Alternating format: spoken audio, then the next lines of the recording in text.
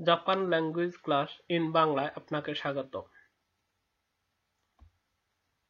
আজকে আমরা শিখব জাপানিজ অ্যালফাবেট অর্থাৎ জাপানিজ বর্ণমালা। জাপানিজ বর্ণমালায় 3 ধরনের বর্ণমালা আছে। চলুন দেখি সেগুলো কি কি। হিরাগানা, কাতাকানা এবং কানজি। তো আজকে মূল ক্লাসে যাওয়ার আগে আমরা জেনে নেব জাপানিজ বর্ণমালার ইতিহাস। জাপান যখন সর্বপ্রথম লেখা শুরু করে কাঞ্জি দিয়ে লেখা শুরু করে, তারপরে কাঞ্জিগুলোর উপর ভিত্তি করে আবিষ্কার করা হয় হিরাগানা। কাঞ্জি এবং হিরাগানা আবিষ্কার করার পরে জাপানে কিছু নতুন শব্দ যুক্ত হয়, যেমন বিদেশি শব্দ। সেই শব্দগুলোকে লেখার জন্য এবং সহজে বোঝার জন্য কাতাকানা আবিষ্কার হয়। এ হলো জাপানিজ বর্ণমালার ইতিহাস। তো আজকে আমরা শিখব হিরাগানা। হিরাগানায় মোট 46টি বর্ণমালা আছে। আমরা এখন জেনে নিব এই 46টি বর্ণমালা কিভাবে উচ্চারণ করতে হয়। আ, ই, উ, এ, ও, কা, কি, কু, কে, কো, সা, শি, শু, সে, শো, তা, সি,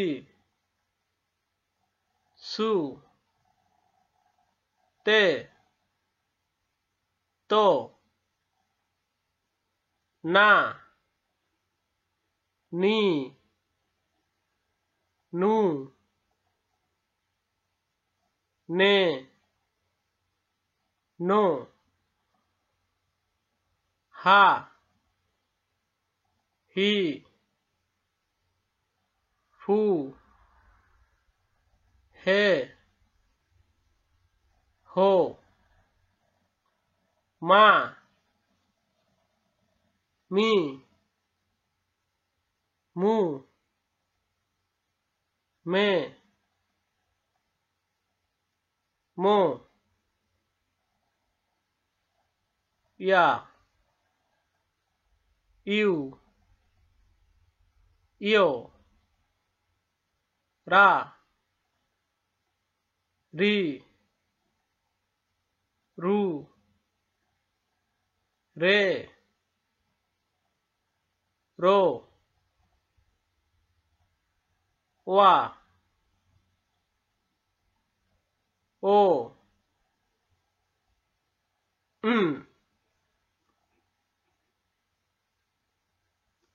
আমরা এতক্ষণ হিরাগানা উচ্চারণগুলো জানলাম। তো এই চার্টটাতে দেখলে খেয়াল করবেন খুব সহজে হিরাগানাকে মনে রাখতে পারবেন। তা হলো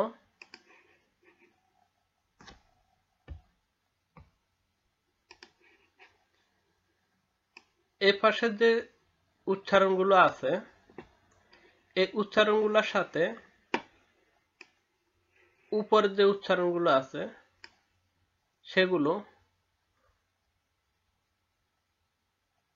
মিলে উচ্চারিত হয়। যেমন আ, আ উচ্চারণ করার পরে আ এবং কে মিলিত হয়ে উচ্চারিত হয়েছে কা। তারপরে ধরেন যেমন উ, উ এবং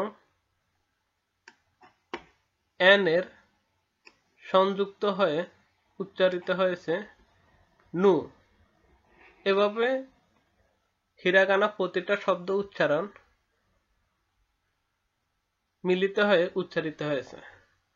তা আমরা এই চারটা যদি এভাবে মনে রাখতে পারি তাহলে খুব সহজে হিরাগানা মনে রাখতে পারবো।